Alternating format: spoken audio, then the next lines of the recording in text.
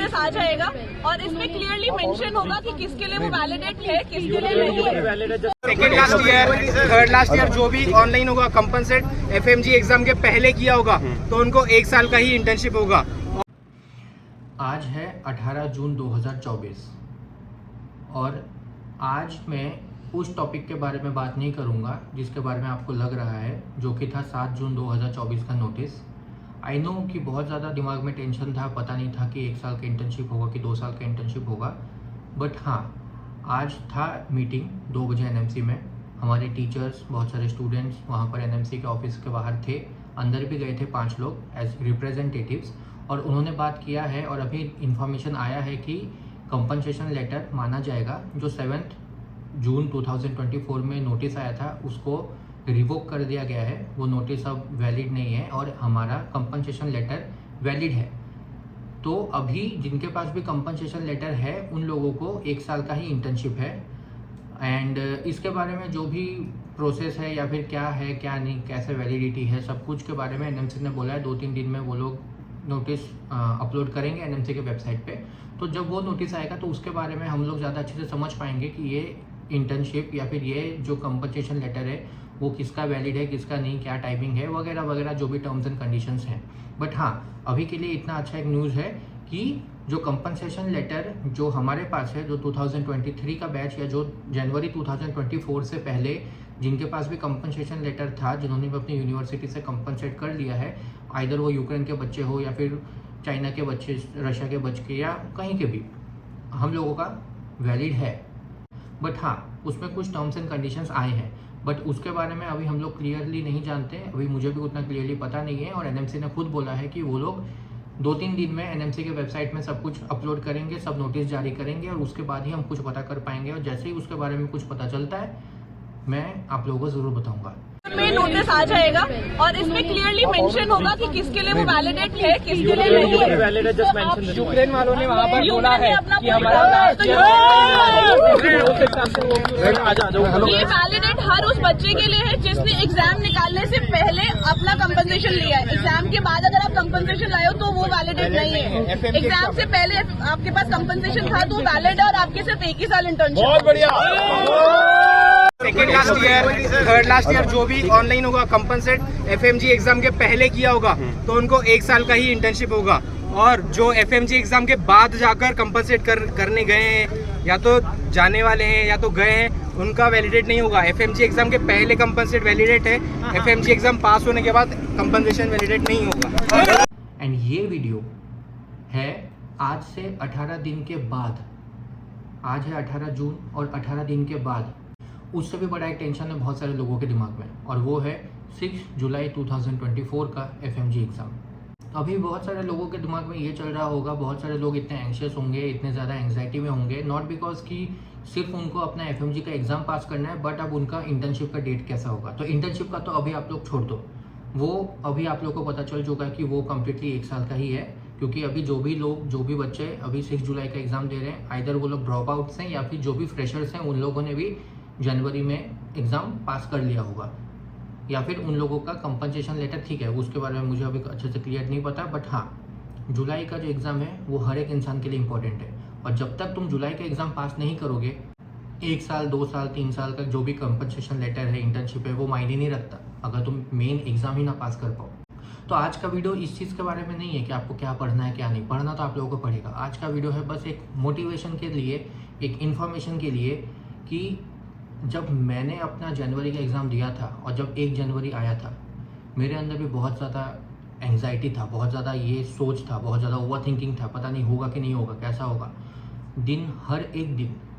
हर एक दिन ऐसा फील होता था कि कब ये एग्ज़ाम आ जाए, कब ये एग्ज़ाम आ जाए, दे दूँ, ख़त्म करूँ। बहुत बार ऐसा होता था, पढ़ने का मन नहीं करता था, पूरा दिन निकल रहा है लेकिन पढ़ने का मन नहीं कर रहा। वैसा आप लोगों को नहीं करना है, पकड़ के रहना है, कुछ भी हो जाए एमसीक्यू सॉल्व करते रहो। पढ़ने का मन नहीं कर रहा, नोट्स ओपन करने का मन नहीं कर रहा, बिकॉज मुझे बहुत सारे ऐसे मैसेजेस आए जिसमें ये था कि एंग्जाइटी फील हो रहा है, पता नहीं होगा कि नहीं, इस साल फिर से होगा कि नहीं। मेरे खुद के फ्रेंड्स जिनका नहीं हुआ उनसे मैंने बात किया, बोल रहा है अरे यार पढ़ने का मन नहीं कर रहा, लग रहा है कि यही सब चीज़ वापस पढ़ रहा हूँ। फिर डर लग रहा है कि फिर से अगर ये वाला जुलाई वाला एग्ज़ाम नहीं हुआ तो फिर से यही चीज़ वापस से पढ़ना पड़ेगा, पता नहीं क्या होगा। एक चीज़ याद रखो, हर एक इंसान पास होगा, हर एक इंसान पास हो जाएगा। बस अपने मेहनत पे भरोसा रखो। 6 महीना, 4 महीना, 5 महीना जितना भी तुमने पढ़ा है वो वेस्ट नहीं जाने वाला। तुमने सारे क्वेश्चन सॉल्व किए होंगे, तुमने तुम्हारे PYQs किए होंगे, तुमने क्वेश्चन बैंक से क्वेश्चन सॉल्व किए होंगे, यूट्यूब से लाइव वीडियोस देखा है। अभी यूट्यूब में सारे लाइव वीडियोस आ रहे हैं, उनको सब लोग देख रहे हो। देखते रहो, करते रहो, दैट्स इट। पढ़ने का मन नहीं कर रहा, नोट्स ओपन करने का मन नहीं कर रहा, MCQ करो। MCQ कर रहे हो, लग रहा है कि MCQ में ख़राब मार्क्स आएगा, आने दो ना। ये कौन सा FMG का एग्ज़ाम है? MCQ में अगर अभी ख़राब मार्क्स आएगा, इसका मतलब है कि FMG में तुम्हारे अच्छे मार्क्स आएंगे। अभी तुम अगर MCQ में कोई सिली मिस्टेक करते हो, अभी अगर MCQ में तुम्हें कोई क्वेश्चन समझ में नहीं आता और बाद में फील होता है कि अरे यार शिट, ये वाला तो मुझे आता था, मैंने ये क्यों नहीं समझा, यहाँ पर गलती करोगे तो वहाँ ठीक रहेगा, यहाँ अगर गलतियाँ नहीं करोगे तो वहाँ गलती करोगे, ये याद रखना। अभी सबसे बेस्ट है, सबसे बेस्ट यूट्यूब में वीडियोस आ रहे हैं, कोई भी कंपनी हो, कोई भी टीचर हो, ठीक है, तुम जिस भी टीचर के साथ कंफर्टेबल हो, उस टीचर का 3 घंटे, 3.5 घंटे, 4 घंटे में वो टीचर पूरा का पूरा सब्जेक्ट पढ़ा रहा है। एक बार में वो सब्जेक्ट पढ़ा, कस्टम मॉड्यूल उठाओ, उस सब्जेक्ट का कस्टम मॉड्यूल बना दो। स्पेसिफिक क्वेश्चन बैंक बनाने जाओगे, तुम्हें पता रहेगा कि ये वाला कौन से चैप्टर का है। कस्टम मॉड्यूल बनाओगे, तुम्हें पता नहीं है कि कौन से चैप्टर का आएगा, बट ये पता है कि ये सब्जेक्ट का है। एक बार अगर 2-3 दिन में तुमने 3-4 सब्जेक्ट्स के पढ़ लिए, उसके बाद एक ऐसा कस्टम मॉड्यूल बनाओ जिसमें ये चारों सब्जेक्ट्स एक साथ हो, तो सो दैट तुमको ये ना पता रहे कि हाँ इसमें तो यही वाला सब्जेक्ट है, यही वाला टॉपिक आएगा। नहीं, कुछ भी आ सकता है। ग्रैंड टेस्ट दो, हफ्ते में एक बार तो ग्रैंड टेस्ट दो। और ग्रैंड टेस्ट देने का मतलब ये नहीं है कि ग्रैंड टेस्ट में मेरा 130 आ गया मतलब मेरा FMG में भी 130 आएगा ना, ये नहीं होने वाला, इसका तुम टेंशन मत लो। ग्रैंड टेस्ट में 130 आया, इसका मतलब क्या है कि 170 क्वेश्चंस मेरे गलत है। 170 क्वेश्चंस जो मेरे गलत हैं वो क्यों गलत है, इवेल्युएट इंपॉर्टेंट है। अगर तुमसे 170 क्वेश्चन एक बार में इवेल्युएट नहीं हो रहा है, कोई बात नहीं, वहाँ फिल्टर का ऑप्शन होता है, सब्जेक्ट वाइज होता है। तुम जो भी सब्जेक्ट पढ़ोगे पूरे हफ्ते में, तुम एक बार तो वो सब्जेक्ट पढ़ोगे ही ना, यूट्यूब से देख के पढ़ो या अपने नोट्स से पढ़ो।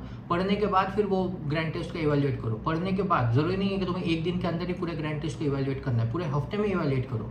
हर एक सेपरेट चैप्टर्स को इवेल्युएट करो। फिजियोलॉजी तुम्हें लग रहा है कि यार फिजियोलॉजी पता नहीं, मैंने पढ़ा नहीं है, कोई बात नहीं। मंडे को तुमने ग्रैंड टेस्ट दिया, वेडनेसडे को तुमने फिजियोलॉजी का देखा कि हाँ 3 घंटे का जो है मिस्ट का फिजियोलॉजी का आया है एक वीडियो, देख लिया, समझ में आ गया। एक 50 क्वेश्चन का कस्टम मॉड्यूल दे दिया, तुम्हें भी कॉन्फिडेंस आ गया कि हाँ चीज़ें जो है मुझे आती है। अब जाओ ग्रैंड टेस्ट में। ग्रैंड टेस्ट देने के लिए नहीं, ग्रैंड टेस्ट को इवेल्युएट करने के लिए, जो तुमने दिया था मंडे में। और इवेल्युएट करो, देखो वो जो फिजियोलॉजी के 8-9 क्वेश्चन है उसमें से जितने भी राइट हुए, जो राइट हुए उसको भी देखना है। ऐसा नहीं कि राइट हो गया मतलब मुझे तो आता है, क्यों, तुक्का भी तो मारा होगा, क्या पता। 9 के 9 क्वेश्चन सिर्फ देखो, सिर्फ 9 क्वेश्चन, 10 क्वेश्चन दिन के, तुम अलग अलग चैप्टर्स के, दिन में तुम 3 चैप्टर्स के तो क्वेश्चन देख ही सकते हो। टोटल कितने हैं, 18 चैप्टर्स है, 19 चैप्टर्स, 18 ही रखो। दिन के 3 देखे तो कितना हो गया, 6 दिन में 18 चैप्टर्स तुम्हारे हो गए, 6 या 18 हो रहा है ना। दिन के 3 चैप्टर देखो, 6 दिन में तुम्हारा हो जाएगा, 7वें दिन फिर से नया ग्रैंड टेस्ट दो। अभी 18 दिन ही बचे हुए हैं। 18 दिन मतलब गिन के अगर पकड़ के चलो तो तुम्हारे पास सिर्फ 2 ही हफ्ता है, क्योंकि तीसरा हफ्ता तो तुम प्रैक्टिस करने में, सोचने में, रोने में, सब में निकालने वाले हो। और ये सबके साथ होता है, मेरे साथ भी हुआ था। ज़रूरी नहीं है कि तुम दिन के 14 घंटे 15 घंटे एकदम कंसंट्रेशन के साथ बैठ के पढ़ोगे, बट ये ज़रूरी तुम्हें रखना पड़ेगा कि तुम दिन के 14-15 घंटे बैठो। बैठना इंपॉर्टेंट है। तुम अगर बैठोगे, तुम्हारे सामने क्वेश्चंस आएंगे, तुम्हारे सामने सब्जेक्ट्स आएंगे, कुछ ना कुछ तो पढ़ोगे। स्पेसिफिकली ज़रूरी नहीं है कि तुम्हें सर्जरी ही पढ़ना है। सर्जरी पढ़ने का मन नहीं करा, कोई छोटा सब्जेक्ट ले लो। हर एक सब्जेक्ट इंपॉर्टेंट है, हर एक सब्जेक्ट का अपना अपना वेटेज है। लोग 145, 148, 149 ला के अभी फेल हुए हैं। तो समझ रहे हो कि एक सब्जेक्ट, एक एनेस्थीसिया का एक क्वेश्चन अगर उसने सही कर दिया होता तो उसका 150 होता। अगर एक साइकेट्री के 2 क्वेश्चन, एनेस्थीसिया के 1 क्वेश्चन, डर्मा के 1 क्वेश्चन कर दिया होता राइट, तो आज उसका 145 नहीं बल्कि 150 आता।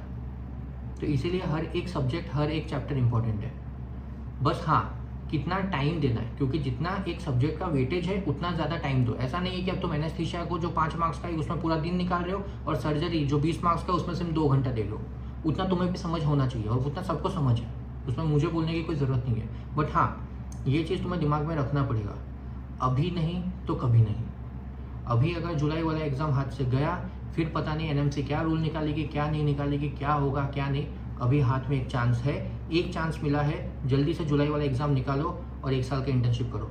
सो बस मैं यही कहना चाहूँगा, खुद पे भरोसा रखो। तुमने बहुत मेहनत किया है, तुमने बहुत एग्ज़ाम्स दिए हैं, अभी गिव अप करने का टाइम बिल्कुल भी नहीं है। अभी सोचना बंद करो, सोचने का टाइम एग्जाम के बाद करना। एग्जाम के बाद जो भी 20-25 दिन होगा बैठ के सोचते रहना, दिन भर सोचना, कोई दिक्कत नहीं है, कोई तुमको मना नहीं करने वाला, क्योंकि जब तक रिजल्ट नहीं आता यू डोंट नो।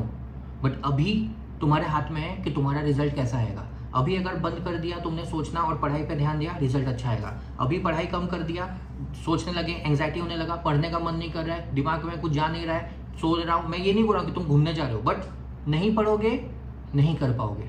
पढ़ो जो पढ़ने का मन करे, जहाँ से पढ़ने का मन करे, जो MCQ मन करे, कुछ ना कुछ तो घुसेगा, लेकिन अपना पढ़ना, कॉमर्स का या इंजीनियरिंग का मत पढ़ने बैठ जाना।